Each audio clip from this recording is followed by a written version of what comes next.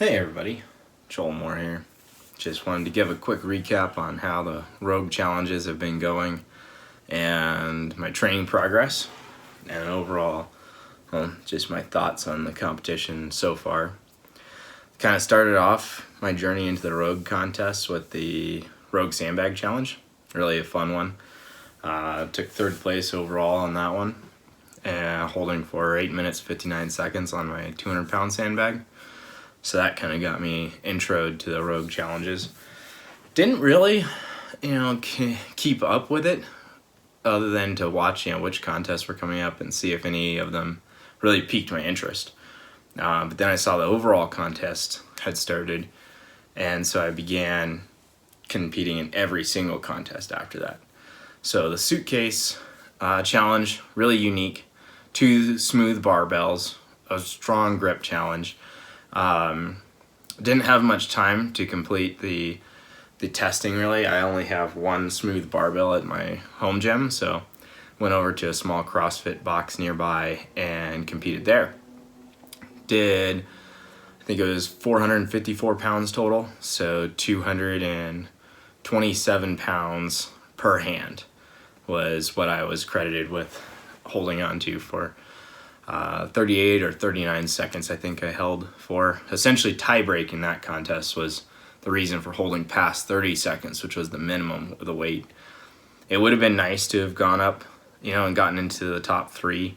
I don't remember what the exact figure was, but you had to lift more than 250 pounds per hand, which holding for 30 seconds is extremely difficult in terms of your grip strength, even with a hook grip, which was allowed in the contest. The hook grip on an entire full-length barbell, though, it is challenging because because you're wrapping the thumb into the grip, you essentially are creating a balance point that's centering around your thumb, because your thumb is adding additional material essentially around the bar, so to speak. And so everything's going to revolve around getting the exact point on that 6 or 7 foot bar in or around the tip of the thumb to the center of the thumb. And then it's going to either hang towards the front into your actual hook, or it's going to hang into the rear into your weak fingers, and your grip's going to get out quicker. So very, very tricky challenge in terms of hand positioning on the barbell and your ability to take pain. Apparently that's kind of my strong suit, is on contests where it's just how much pain can you take, so to speak. That one definitely was in my wheelhouse. And then the mule came up, and one of the things there, I was very sick and had just come back from scouting a buck hunt out in a pretty tough unit in Colorado. And I ran a 7:18 mile. Haven't ran in almost a year or so consistently, other than to do more of a stair cardio, so to speak, to get ready for climbing mountains, but not really for flat speed, on pavement and stuff. So I ran a 7:18 mile, very slow. Being so sick, it then took me about 3 to 4 hours to fully recover, or closer to 6, I guess. And so then I began, right before my work week started, I competed in the front squat around midnight and did 296 pounds. And that one was accredited to me. And I didn't show, but I attempted 315 twice, but just got buckled by it and ended up with my weight belt kind of bruising in my ribs on my left side, and those are still bothering me, and it's been a good 4 weeks, and they're still in some pain now and then, or at least some discomfort. Definitely pain for about 2 weeks, so either some soft tissue damage or of some kind, or some severe bruising from the weight belt and just getting crumpled by the barbell into it. But then we got to the chin-ups, and I unfortunately didn't read the rules fully, and in my tiredness that night, I didn't realize that you had to have shoes on for the event. So I competed without shoes on, and I did 27 reps, which I was very pleased with, or 26 reps, somewhere in that range. I was very pleased with it, given the circumstances, but the lack of having shoes on and potentially the angle that I had set the camera up at, I had not adjusted it enough. Very difficult in the confines of my garage and without another person to help me film. I didn't set it up such that it was easy to see whether the chin exceeded the bar or not. So I'm not sure if it was a combination of just the shoes or the video angle possibly, but that particular lift was disqualified. So that dropped me very far down in the standings. Right now they're sitting at 56. And then when the judging came in, I was out on my buck hunt. So didn't realize that they had made a ruling on it and you had to challenge within 12 hours, but I didn't come back into cell reception for another close to 70 hours. So, you know, it was, they sent that early on Saturday morning, and I didn't come out of the wilderness until late in the afternoon on Monday.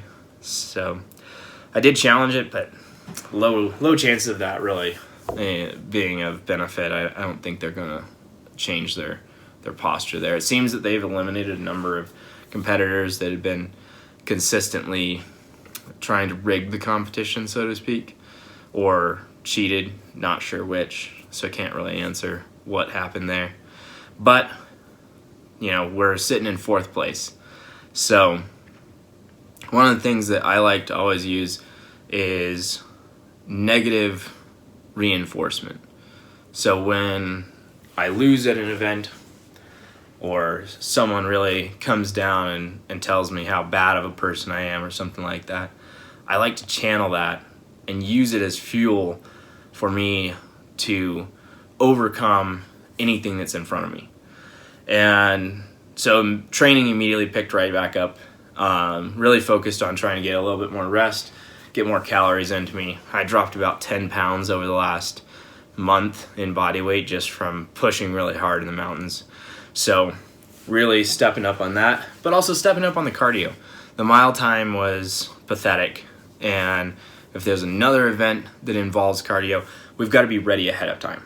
So that's kind of where I'm at, is looking at, you know, where was the weaknesses and where can I get better.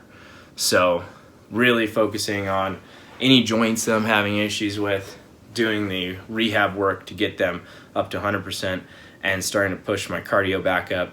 And that kind of brings us to the next weekend's event. Starting this Friday, we have the deadlift for reps. And that's the contest that I think it suits my strengths really well, because I have a strong deadlift and I have some okay cardio right now, even though the run was pretty bad the other month.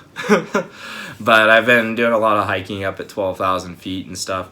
So cardio should be semi-well. It's kind of a lactic acid threshold event though.